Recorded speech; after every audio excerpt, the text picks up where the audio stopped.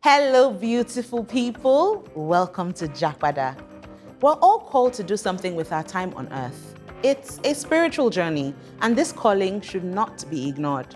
From our calling, we find purpose and direction to fight the many trials that life throws, making life not just worth living, but worth loving. This woman, and she is a whole lot of woman, did just that.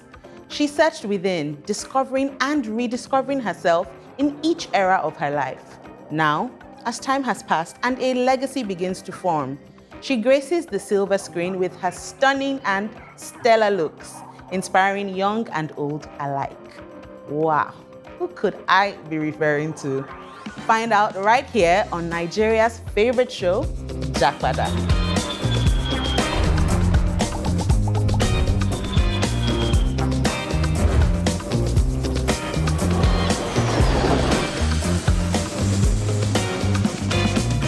Welcome back to JAPADA.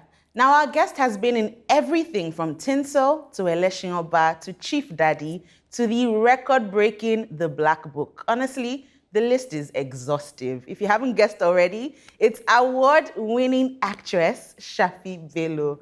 Hello, Auntie Shaffy. Hello, Mimi. Thank you so much for joining us. Oh, my pleasure. And we really appreciate you sharing your journey with us here and with the entire world. All right.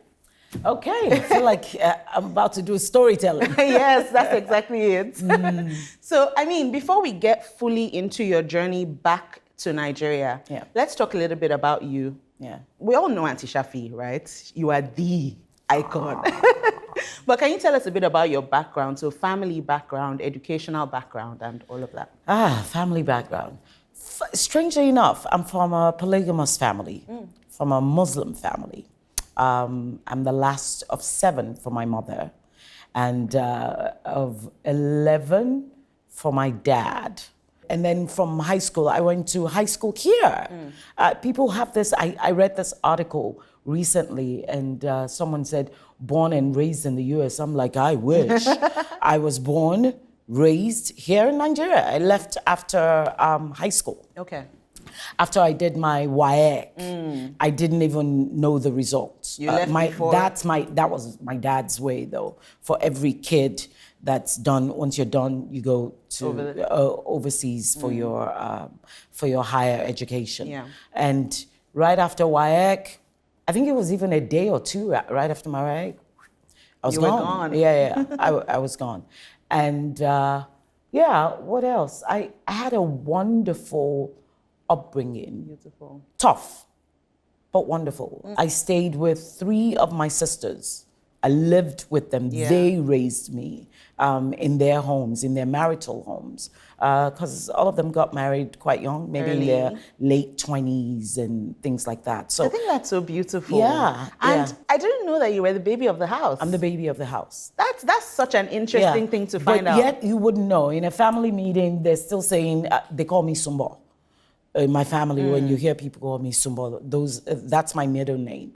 And that's what my siblings call me. Call you? Yeah, they call me Sumbo. Sumbo Tide. It's almost like nothing starts. Until I sort of get there. I don't know what it is. So it's almost like the last, but the first. But I have a say, they sort of respect my opinion. You give first child energy. And I think this explains your main character energy, because you have main character energy. You can't help it. Yeah. You walk into a room and it's like, ooh.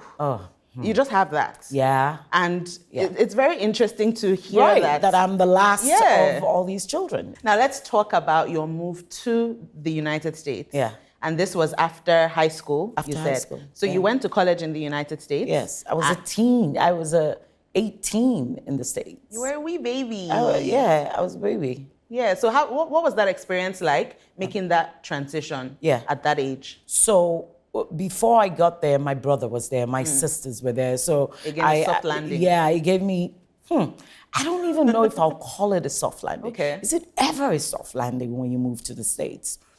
I stayed with my oldest sister. She was in a marriage. She had her children, my nieces and nephews, and I was odd. I felt odd being there for some reason, because they had their lives. And when you get to the US, no matter who you are staying with, there's a time that you feel like a burden.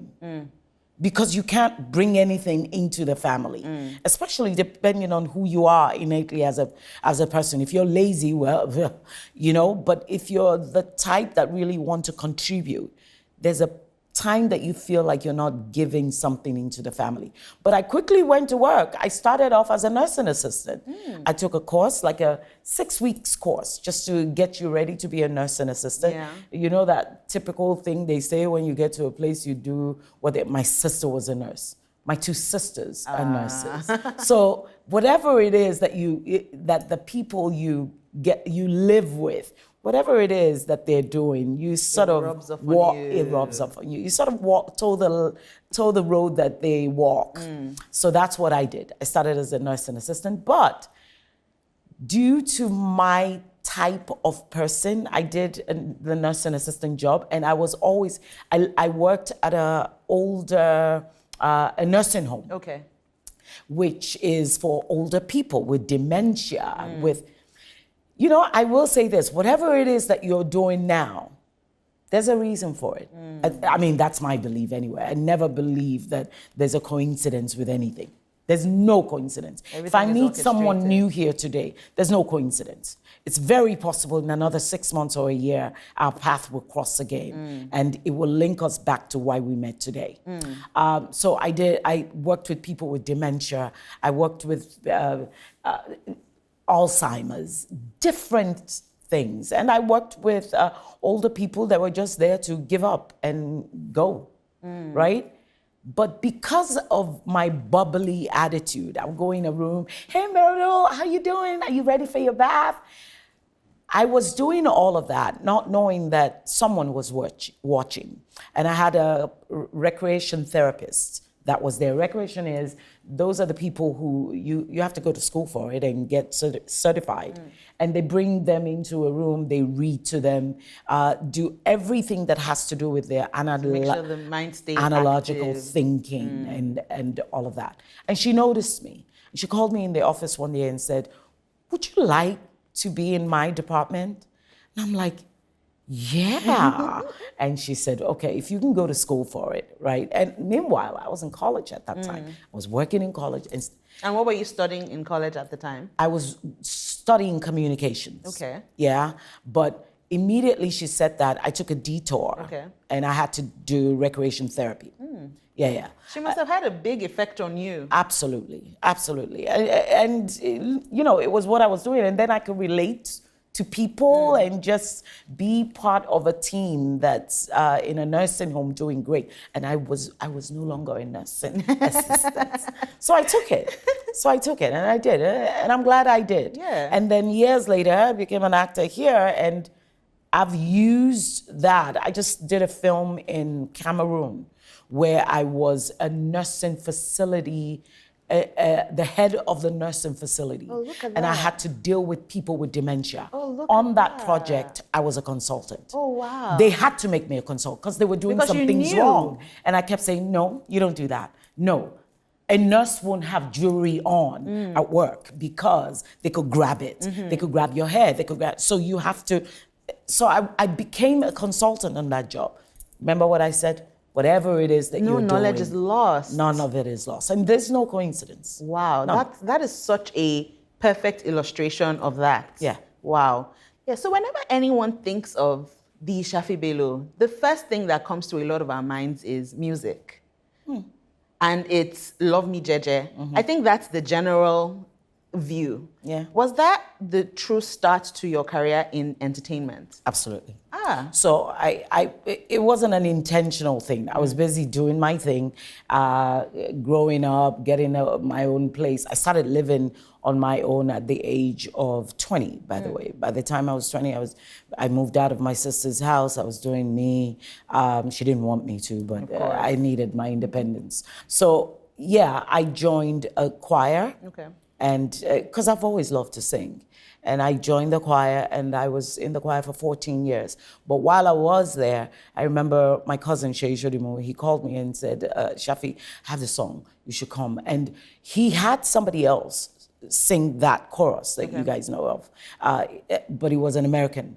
And the producer kept saying to him, this song just doesn't sound the same. You need somebody. And then all our cousins there in the US kept saying, call Shaffy. Shaffy has a voice and all that. And he's like, eh. So he called me and I reluctantly went. It wasn't my thing. I was in church. Now you want me to come and sing Love Me Jeje, Love Me Jeje. So I really wasn't interested. But I got there and they played me the song and he sang it and I thought, okay, let me go in. One take. Oof. One take. One take. I love it. One take, right? And it flowed. And from then on, even the producer was like, for every song that you need to do, you need to put Shaffy on it. And that's how it started. Wow. But he was reluctant. He would beg me to come to the studio. I wasn't really interested. And I didn't know what Love Me Jeje did. Because remember, there was no social media. The only thing we had was terrestrial TV here. So for you to know what's going on back in the States, someone has to tell you. The world wasn't as connected. Of course, we weren't connected. So Shay would come visit. He would come back and say, babe, our song is doing really good. And I'm like, okay. So at what point did it finally dawn on you that, oh, we made an iconic song? I came to Nigeria. We had a show at Echo Hotel. I remember I met Tunde Bayewu and he was in the audience of Lighthouse Family. You know Lighthouse Family? I know Lighthouse Family. Oh, yes. Because I was about to say. I do. The Lighthouse Family. Yes. So he called me and he said, beautiful song. You did really good. You're amazing. And I saw the audience and I thought, this is really something, right? And then I went back. I had an album. My pastor then funded an album for me, a gospel album. And I started traveling the whole US and Europe, singing as a gospel artist. And that's what brought me to Nigeria. A couple of times I came, sang at PPM Ministries, sang in different churches. Pastor Ashimalewo brought me to London. I mean, it was something else. So musically, that was my career for a long time. Wow. While working though. Even with all of this, I was still working in the States. Yeah. At a point, I became an event planner that was doing really well, if I do say so myself. So you've had quite the career. I have. I was a leasing agent at some point. What didn't I do? Yeah. So what is it about yourself, do you think, that makes you go after all of these different goals in all these different areas? Do you feel any fears? Of course. Or doubts? Of course. You do it afraid. You do it afraid. I've learned. And then I quickly knew at a very young age, when things are about to shift in my life, and I think it's for everybody too, if you're in tune with your spirit. I'm a spirit person. So once things get, something I want to do becomes difficult to do, I lean into it.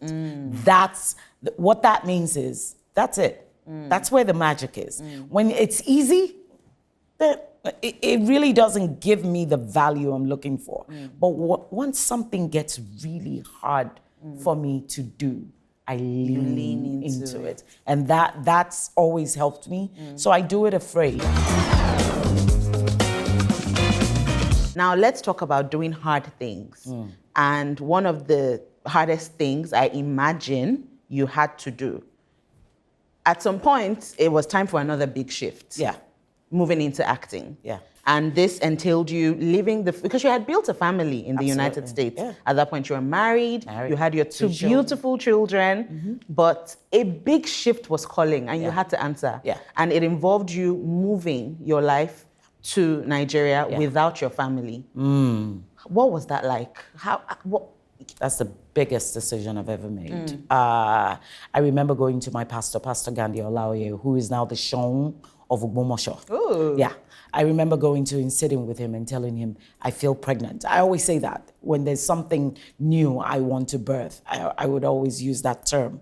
I feel pregnant and I feel like something is calling. And while I was in church, everywhere I would go and sing and minister, people will see me and say, you're bigger than here, what you're than this. doing, than this. They could see it. I felt it. People could see it. So he told me, he said, I think it's time for you to go to Nigeria. Of course, I had opposition. My ex-husband then didn't want it. Nobody did. I looked at my children and I'm thinking they were 11 and 13. But it needed to be done. And he gave me his blessing. My ex-husband then too gave me his blessing. He bought my ticket actually. So that was the blessing. And I came and I came not knowing the direction I wanted to go, actually. So at the time you moved, you didn't know for sure that it was full throttle into acting? No. I didn't know. I just knew that, the thing is, we think we should know. No. If going to Gambia speaks to you and it's calling, go. And then when you get there, then ask, now what? When I got here, there were days I sat in my room crying, like, what the heck am I doing? What have I done? I've shifted and left everything. But I kept hearing, just relax. And the thing is, I had this thing in my head, if you drop from a mountain and you have nothing to give you a landing, and you fall in God's hands, how bad can it be? And I knew he got me. So I came, and how I knew, you always have to be sensitive. I was on Allen Avenue one day, and I went into a bank. And meanwhile, while I was in the US, I would always see, RMD, Jumobi, they were all family and friends. Jumobi had her babies in our hands, Saeed, Genevieve, Omotola. They all came to the US and we were friendly, right? So I wasn't far from all of those things, but I still didn't know what. So I was on Allen Avenue one day and I went into a bank and I sat waiting to see the manager. And lo and behold, I see Said Balogun. He walked across and I called on him and he's like, Shaffy, what are you doing here? And I said, well, I'm here now. And he's like, oh, you came to visit? And I said, not quite. You know what, let's continue this conversation. My office is right across. When you finish, why don't you just come to the office and see me? And I went, sat across this table and we talked and he said, goodness. And after our conversation, he's like, I just finished a film. And I said, oh, okay. He said, I'm done with the film, but I want you in it. And I said, you've wrapped. How's that going to work? And he said, no, I want you in it. And he rewrote the story. And he went back to shoot some scenes with me in it. God's plan. Wow. God's plan. Wow. And we did it, and it was Etiketa, eons ago, about 15 years ago now. Wow. And I shot the film, and immediately I shot the film, every single person that was on set kept saying, who is that? Who's that? Who's that? Wow. And from then on, now, I started off in the Yoruba industry. Okay, I will say this, when I was coming back, I wanted to do Yoruba films. Okay. I wasn't interested in English films. Why was that? There's no challenge there. It wasn't a challenge for me. Speaking in English, you know the sweets. Piece of cake. You know the sweets. Yoruba films, however, you know that action. And when you're in diaspora, you've seen English films, you've seen the Hollywood, but our Yoruba indigenous films, well, what that does to you is different. It's different. You can relate. You know what I mean? So that's what I wanted to do when I came to Nigeria. So immediately that opened up. I'm like, I found home. And I started doing Yoruba films. But it's your career both in Yoruba Nollywood and English Nollywood. It's bragging rights, really, to be able to say that you can absolutely ace your career in Yoruba Nollywood and do the same in English Nollywood. That's a beautiful duality. What does that mean to you, being able to achieve that, to have achieved that? I take pride in it. I've loved culture. I love who we are as a people. even while I was living in the States, I wasn't one of those, I just, no, it just, it's so interesting. People will hear me speak and they say, oh my God, her accent, the way she speaks, that didn't come from living in the States. Okay, I'll take that back. Yes, the accent is there, right? But my enunciation, the way that I pronounce, that wasn't birthed in the States. That was birthed while I was here. While I was here, I was in this school called Yauludu. Funny enough, they called her Yauludu, but she taught phonics. So it was unheard of when I was growing up. So at a very young age, we would go to lesson and she would teach us to pronounce alphabets as A, B, K, D, E, F. And the list goes on and on. So we didn't say A, B, C, D. You had to pronounce, enunciate. So all that, my tongue got used to it, speaking a certain way. So even while I was in the US, a lot of Americans will go, you have an interesting way of pronunciation. And yeah. And then, of course, mixed with the accent. It just, even with all of that, while living in the States, I never wanted to have the American accent. You naturally will build it. I mean, I lived all my life there, for crying out loud. So yes, it's going to be there. I find it fascinating that people will go within a year or two, I'm gonna, in it. Stop it. And you know, the funny thing is, I love when I meet people abroad and we speak Yoruba. I think that's the beauty of it. Yeah. What's the use of meeting each other in another continent and we can't speak our language? I take pride in that. Yeah. So I used to speak even my language. I did so many things. I hosted shows. I did 360 Africa. It was a radio show. I was an OAP. I was an on-air presenter. And so all that worked for me while I was there. But I never wanted to let go of your mother tongue. My mother tongue. I love our language. Yeah. And I'm glad I didn't. Look at me now, years on end. I remember when I got the Eleshinyoba role, Iyaloja, Moabudu sis was nervous. She was nervous. She even said to me, I asked them to send me your first scene because if I didn't get it right, she was going to replace me. And okay, I took on the challenge. That was a very challenging role, however, because that's not Lagos Yoruba. That was indigenous Yoruba. But I leaned into it. As always. So I took it. It took me about 2 to 3 weeks of training my tongue to be able to speak Ijinle Yoruba, all of that. And my teacher kept saying, nah, I hear that. Stop it. And I had to train. I had to study real hard for it. But yeah, we did it. And she asked them to send her my first take. First take, she sends me a note. Nobody could have done it better. Oof. And that was it for me. Oof, beautiful. And that was it for me, yeah. And watching Eleshinyoba, watching what happened and that I can do that. And I have done it prior. I did a film called Olokun. It's not out yet, but I did that. It just gives me pride to know the versatility. Yeah. As an actor, that's what you need. Why do you want to act shrine all the time?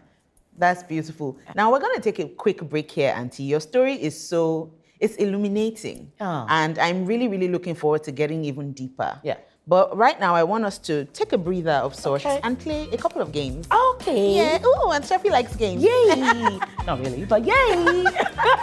Do it afraid. I love it. Yes, do it afraid. Let's go. So the first one is right up your alley. Okay. It's a little improv. All right. And this is the scenario. An individual has made a racially charged remark about Nigeria being a terrible place. Give a firm, dignified response that defends Nigeria and shuts down the ignorance. I get it. I get why you would say what you just said. And I understand it. Some nuances have been exposed about who we are as a people. I'm a Nigerian woman. I'm a Yoruba woman, for that matter. And if you don't know where that is, you need to Google it. But I will say this to you. There are so many Nigerians, and just like there are so many people around the world who do horrible things, But the fact of the matter is we weren't given what you were given. And if you know the kind of life that some people lived in Nigeria and how triumphant they are now, you will bow down. I'm a Nigerian, I lived abroad, I lived in Nigeria, but look at me now. I've done so many things that a lot of Hollywood actors cannot even try, even if it was offered to them. Nigerians are resilient people, we are great people, we honor people. Yes, we have some negativity in us, but then at the end of the day, we are triumphant. We have the best doctors, we have the best engineers, and if you don't know, I think you should use your Google. Google that. I'm so sorry. I'd never say such again. Whew. Whoa. Icon for a reason. Yeah. Auntie Shaffy Bello is still right here with me, and we are only just beginning our epic conversation. When we return, we get fully into her journey back here in Nigeria and the legacy she's been building ever since. So don't go anywhere. No matter where life takes you, home is never far when you bank with Polaris.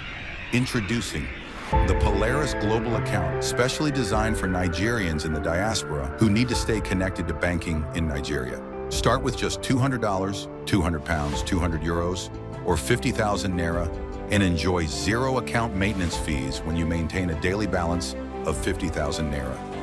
Should your balance fall below that threshold, a minimal charge applies. Enjoy multi-currency banking, Dollar, pound, or euro, along with international transfers, debit cards, third-party withdrawals, and a seamless digital experience on Vault. And with the new non-resident bank verification number solution, Nigerians abroad can now enroll and obtain their BVN remotely. No travel required. Call 23401-453-6279 or send a mail to global@polarisbankng.com to get started today. T's and C's applies.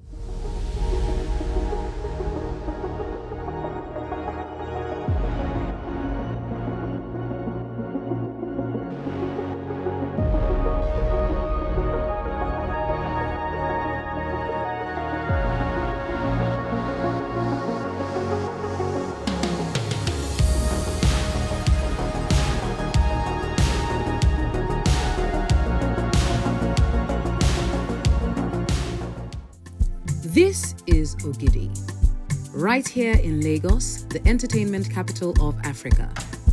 We are not just another studio. We're the space African artists have been waiting for. Walk in with an idea, walk out with a masterpiece.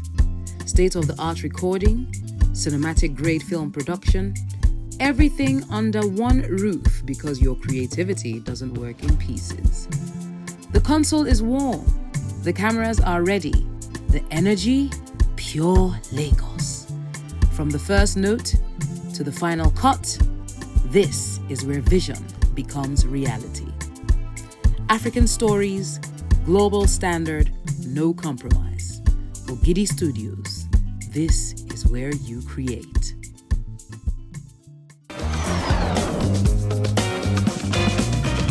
Welcome back to JAPADA. I'm still here with the Shaffy Bello, and I'm having an incredible time and learning so much. It's always a learning experience with you.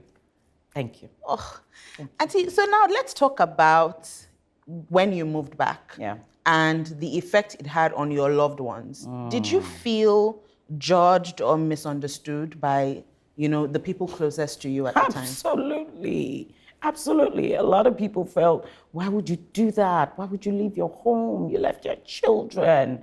At some point, even I felt guilty about leaving my children. I mean, look, a mother and a father that's in a home raising their children, she goes to work, she comes back, she misses football games, she misses just a few hours in a day. Still feel guilty. How much more me? I'm across another continent. Of course I felt guilty. I kept going back and forth. But then I realized every time I was at a premiere, something to do with the industry that I was invited to, I'll get a lot of producers go, oh, Shaffy, you're around. I thought you had gone. Oh. I started getting the feeling that this going back and forth, it's a tough one. If they don't see you, especially in my industry, they don't see you, they forget, they assume. And then, let's be honest, a lot of them are thinking, we have to buy her a ticket to bring her back. We can't afford it. She doesn't live here. So I stayed, and I started seeing people at settings, and I will say, oh no, I live here now. I had to keep saying that to people for them to know that I am actually here. But it wasn't easy. It wasn't guilt-free. It wasn't guilt-free. I had to deal with that for a number of years. I'll be honest, I think I wasn't free of that until maybe 5 years ago. Just 5 years ago? Maybe just 5 years ago.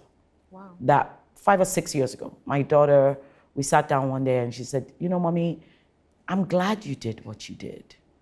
It showed me that as a woman, you have to go for what you want and don't let the family ties and all that hold you back. Now, I am blessed because it could have gone left. Look, success is the best revenge. That's the bottom line. If I'm not successful at what I did, I won't be here. I remember some times where I will sit in my room, I will cry, not because I didn't have work, but because I miss my children, my family. I got a divorce during all that. But I will also say this, there's no next level without sacrifice. There's none. You sacrifice something. You want something, you will sacrifice something. Now, don't get me wrong, only the enemy gives you something and asks for something. Christ actually gives you whatever it is, and it adds no sorrow. That's not what I'm saying. When I'm talking about sacrifice, it's a matter of what you're willing to give. How much of yourself are you willing to give for that next level? So I paid some. Yeah. I did. So in those moments where you felt the most guilt, where you missed your family the most, where it probably might have felt easier to pack your things and go back. What kept you? See, that's me innately. I'm that woman. You're a follow through.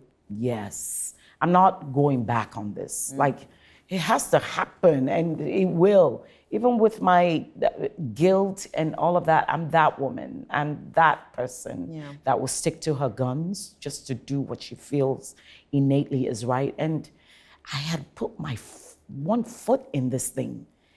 I'm not coming out of it without getting what's mine. And I knew within me, I mean, come on, from the first film to the second film, I knew what I heard from people who saw me on screen. Why would I give that up? And I will tell you this, every time I'm on a set, I was on a set then, there was a spark. I knew within me, I would work with people, some veterans, and feel, no, I can do more than that. I would meet people on set and think, no, that's not how I want my life to go. I want more. I want more than what I see them doing. I want more than this.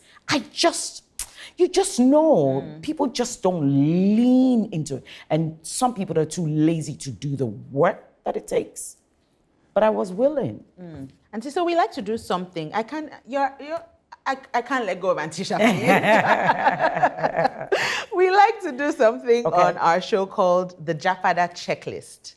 And this is geared towards people that are watching, that are currently out of Nigeria, but are maybe considering coming home. So maybe there's a little voice inside saying, should you maybe? If you were to give such a person a checklist, so a list of maybe advice, things that they need to consider, things they need to bring, things they should absolutely leave behind before they move, what would be on your checklist? Mindset.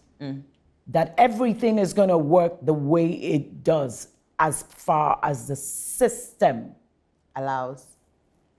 I think the biggest thing is mindset. If you can shift your mindset to think, okay, you know what? This is how this works here. and I'm gonna flow with it. I'm not saying change who you are innately. I'm an on-time person. People here are quite late in a lot of ways, right? I didn't let that change me, right? Mindset, you have to change your mindset.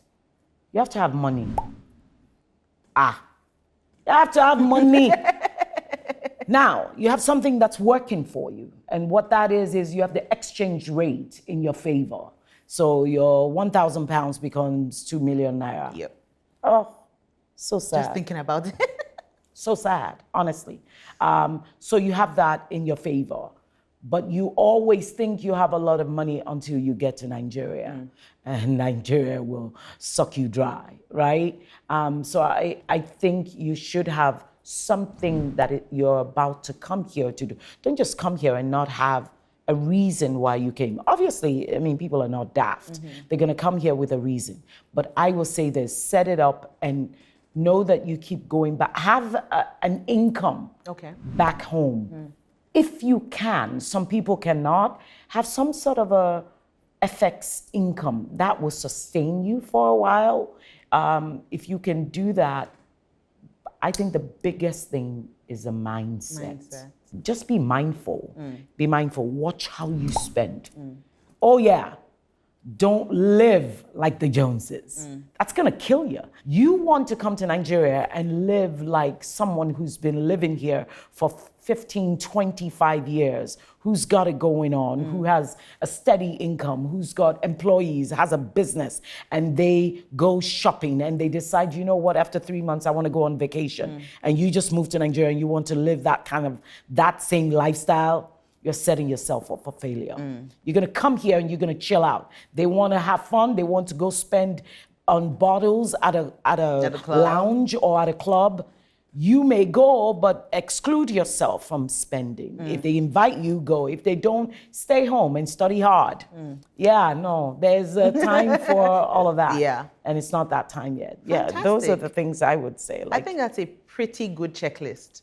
Honestly, words on marble, if you ask me. Yeah. You've heard Auntie Shaffy's checklist.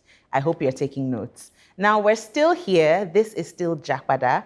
And when we return, I will still be with the Shaffy Bello, and we will still be chatting up a storm. So don't go anywhere.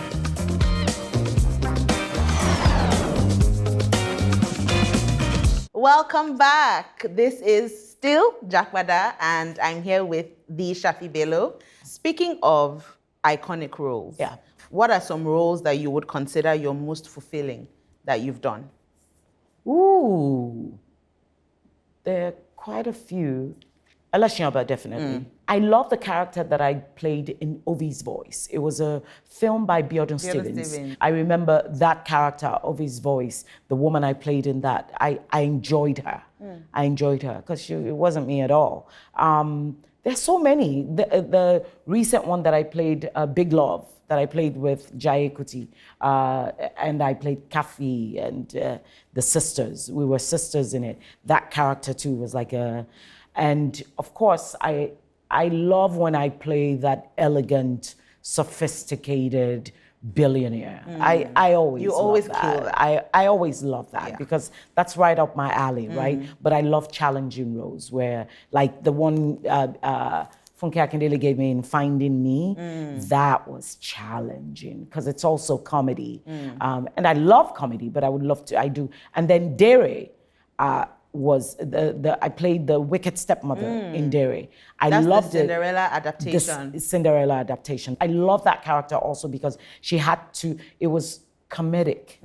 I had to have a little bit of comedy, but then I brought on the comedy that the director was like, I can't believe you can do comedy as well. So yeah. Honestly, that I share that sentiment because one of my favorite roles of yours is the movie that you did with Timini and Bimbo Ademoye. You were an auntie. Yes. I'd never seen you like that before. You cracked me up. And I was like, whoa. Wow. Auntie Shaffy can bring out laughs. That's Big Love. Yeah, that's Big Love. That's Big Love. That's the character. That's one of my favorite performances. Yes, I actually love playing her. It was so fun. She wasn't really written that way, But because of it, which is the same thing, one thing about acting, they write the character, but you breathe life into it. And so because of the synergy between Jaye and I, it just took another... Yeah, that was absolutely a life of its own. I think I can say that was my fave. Yeah? Yes. I love that character That's too. closely followed by Elevator Baby. Yeah, okay. Yeah, I love those.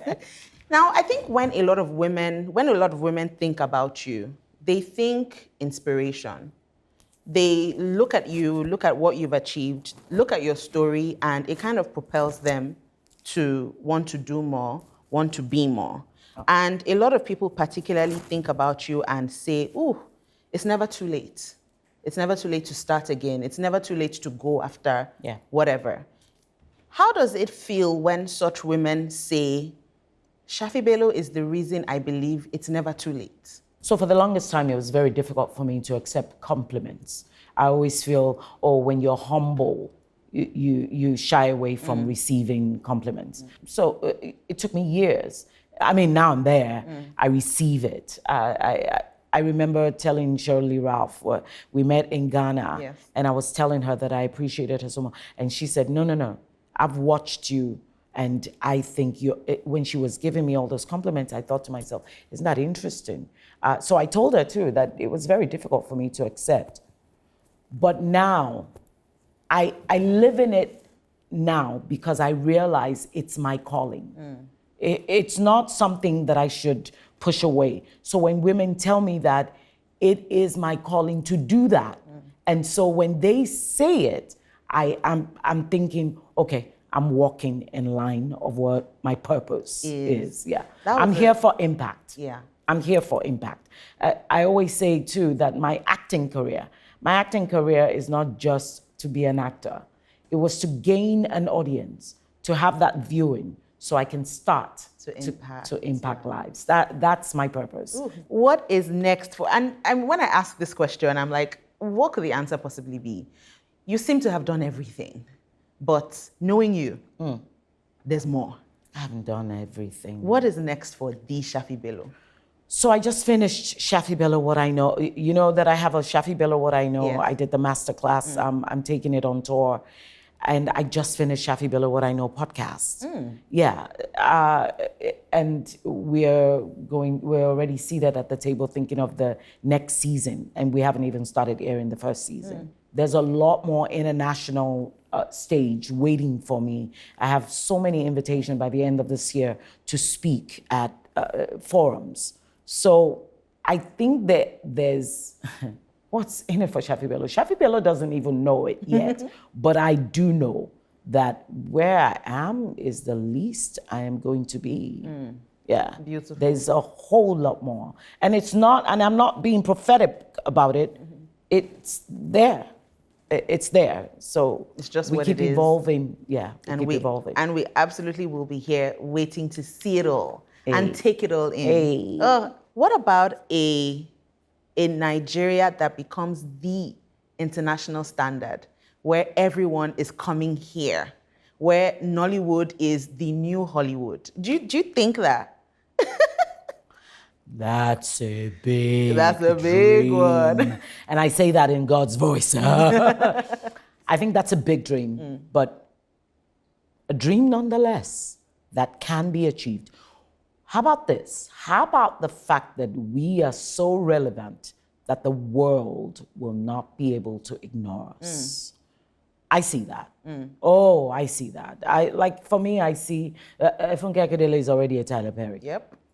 Mo Abudu is already doing what all these big shots are doing. A BAP, Bolanle Austin Peters, they are doing it already. And these are all women, by the way. And we're women. Girl power. Alrighty, Girl power. Okay. Okay. Oh, like you people would say. Love it. Anyway, yeah, and we're already doing it. So are we going to achieve it? Let me tell you something. We didn't think we were I didn't see this in 15, 20 years ago. I mean, I've been in the entertainment field now for what? My daughter's 28 years. But things are different now. So yeah, is that possible? Absolutely. Are we leaning into it? You can see our footsteps. We're coming. Oof, I love They that. can hear the drum roll. They can hear the rhythm already. Boom, boom, boom, boom, boom. We're coming. We're coming. We're coming. I love it. We're coming. Auntie, on that note, Yeah. Still visualizing, what is your Nigerian dream? I'm living it. I'm living that dream. I came here and I decided that this is what I want. And I worked hard for it. And I am living the Nigerian dream. I really am. And that's the truth. Did it come easy? No. Did I have to work for it? Absolutely. And I believe that's what the government too want to hear, want to see. However, I was opportuned to achieve my dream. Some people weren't. Some people weren't. Some people still are not. There are so many younger ones, they have this great big dreams. But I will say this, with hard work, with consistency, you be diligent in what you're doing. Don't trade your integrity for anything. Your yes, make it your yes. Your no, make it your no.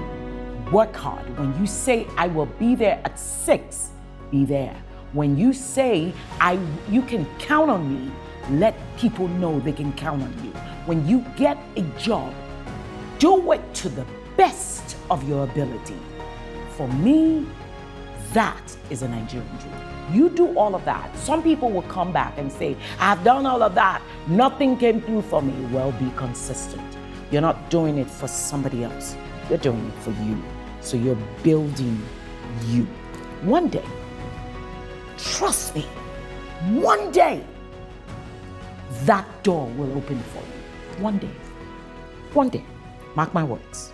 On that note, Auntie, this has been a pleasure in the highest sense of the word. Aw, thank you. You've been so giving of yourself and of your story and the impact that has had on me and on everybody watching, I'm sure is immense. Thank you. Thank you so much for coming. Thank you for having me. Thank you for having me. Thank you. I'm delighted. I had a good time, actually. Oh, I'm so glad to hear Had a that. good time. So Yeah. glad to hear that. Thank you, Auntie you. Shaffy. Thank you.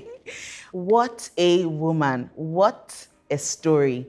Like a phoenix out of fire, the Shaffy Bello visualized a future worth being in and left everything behind to chase that dream. Not recklessly, but earnestly, with a laser focus and Spartan spirit. I wish we had 300 more of her. Now, to you, yes, you. I know you feel it, that voice that tugs and tugs at you to find purpose and pursue your passions, the fire that burns within. Take that step to impact others and inspire for the future. I cannot wait to see you fly and make our country proud. I'm Mimi Onalaja, and this has been JAPADA. We'll see you next time.